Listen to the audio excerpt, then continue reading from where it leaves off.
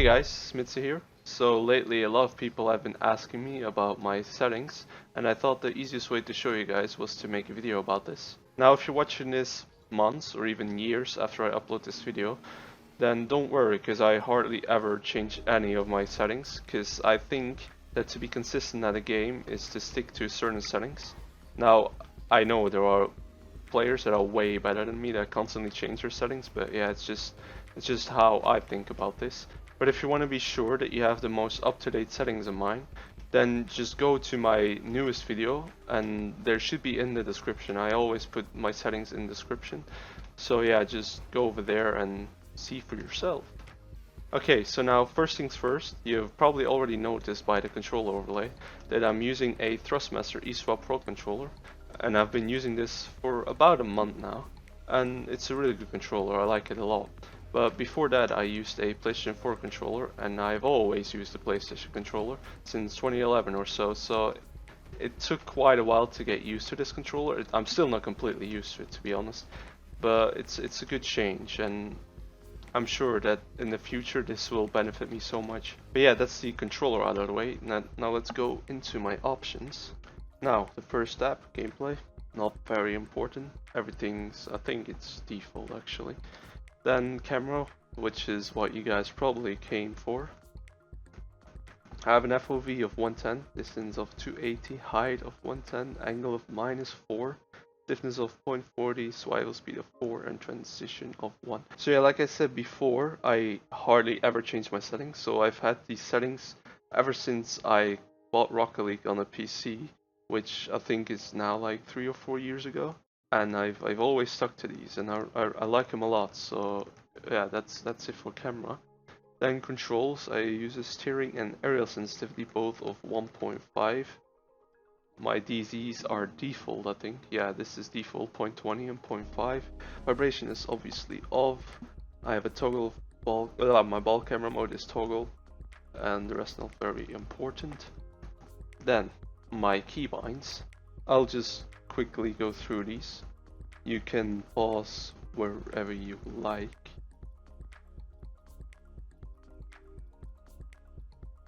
Okay, so now this is pretty important. If we look at my Steam controller configuration, you can see that my R1 is set to F7 and my square is set to F8. Now if we look in my controls over here in the game, my jump, my air to left and my arrow right are all set to F7, and my power slide is set to F8. Now what does this do exactly? As all you guys know, to stall you have to air roll to one direction, air steer to the opposite direction, and jump at the same time. So this is me just doing it the normal way, me just stalling. Now with the bind I've made, I'm able to just stall by clicking my R1.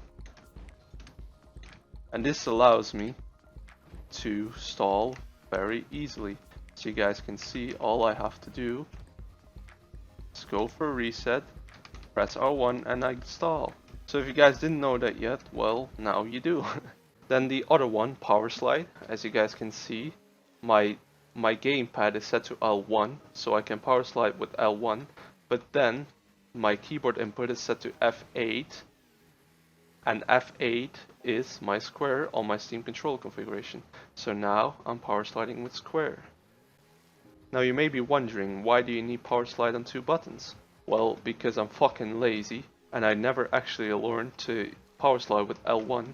So as you guys can see now, I'm dribbling with square because that's the way I'm used to it. And then to like wave dash, I use my L1 because wave dashing is very hard with square. I just can't do it. Now if I were to dribble with L1, I think if I like practice this for like a week or a couple of days, I'm able to switch to L1, but it's for competitive. I still like to use square as power slide because it's just how I've been doing it for, well, years now. So that's that. So now we go back to our options, and the interface option is next. I think this is all pretty basic as well. Nameplate scale is the only thing I think I changed over here, and nameplate mode, yeah, it's set to default, so I always see player names over the entire arena. Then my ball cam indicator is also off, because who needs that? Then video, I turn everything off except for transparent goalposts obviously, and high quality shaders which just make the games look a bit nicer I guess. Then world detail to performance because it's outside of the field, it's not really important. So now audio. So a lot of people actually think I have some kind of magical audio settings because for some reason in my videos I think that the ball touches from a player and the wall and such are louder than all the other stuff going on in the game. But truth be told, I don't have anything special really. I just have a volume for my master and my gameplay, which I turn down to like 30 if I'm recording for a sessions video, but I like to play with sound, so I keep that to like 50. And that's basically it really for audio. Now on to chat, the most important one, definitely. I don't think anyone is really gonna wanna know what I have that set to. Now if you guys are interested, I can also show you my favorite car design. Now this car preset's called Dissolver, but it's basically my favorite car design really. So I use a white octane. I hardly ever play with any other car really, as I've only 11 wins with the Fennec, 450.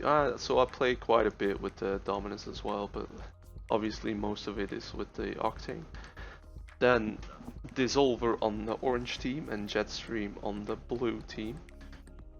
These are the colors for the Jetstream. I like this color because it's like a brighter purple in the back and like a darker purple in the front with a black accent color. Then the Dissolver is this red and this yellow. They're both kind of like, I don't know what it's called. It's not really bright, but it's like, I guess poor color.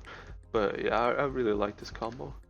Then wheels, I use a black DG wheels, as well as Cristianos every now and then, but those two are the main wheels really. Then boost, it's a black standard boost, but I change it with box mod to alpha boost because alpha boost is a very alpha. Then the well topper and the 10 are very important. Then the T-Rex gold explosion, which is pretty much my trademark right now. I've used this for like ever since it came out, so. Then trail's not very important, set to classic. I like a black trail as well if I have it somewhere. Well, it's either this one because it's white, or I guess it's this one, Tachyon black, but usually I just use the classic one. Then engine audio isn't very important. And there you guys have it. That's basically all my settings and my favorite preset. If you guys have any more questions, then just comment them down below and I'll respond to all of them. I hope you guys found this video somewhat helpful, and if you did, then you know, make sure to leave a like I guess. But anyways, hope you guys have a good day. See you guys later.